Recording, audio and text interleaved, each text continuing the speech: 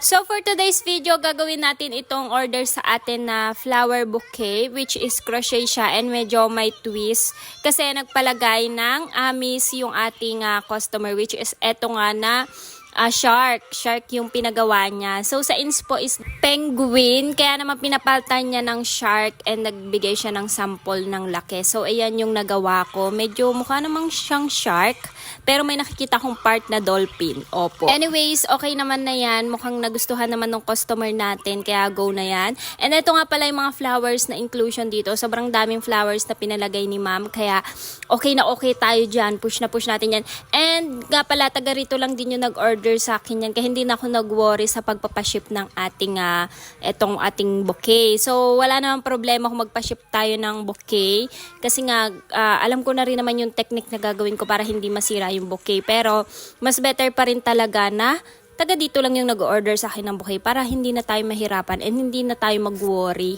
about sa mangyayari dun sa ating bouquet. So ayan yung mga flowers na kasama dun sa bouquet. So hindi ko na inisa-isang sabihin sa inyo, pero marami talaga yan. And hindi na nga rin ako nakapag-video kung paano ko siya ina-arrange, kasi sobrang tagal ko talaga siya ina-arrange. Hindi pa rin naman kasi tayo ganun ka-pro pagdating sa paggagawa ng bouquet, kaya talaga namang paulit-ulit hanggang sa makuha natin yung pinakang gusto nating mangyari sa bouquet. And buti nga kahit paano nakapag-timelapse pa ako ng paggagawa ko nitong pag-wrap ko nitong ating bouquet. Pero yung pag-arrange talaga, ang dami ko pang pag-iisip na ginawa. Ang dami pa nga ring trial and error na ginawa ko dito sa ating pag-wrap, pero naging successful naman. Actually, may inspo naman na tayong ginagayahan dyan, pero syempre dahil inspo yun, hindi naman natin perfectly magagaya yun, kaya meron pa rin tayong sariling format. Anyways, eto na at magde-deliver na kami yan. Naisipan kong videohan kasi wala pa pala akong finished product na pagkaka-video dito. So yun lang naman for today's video. Bye-bye!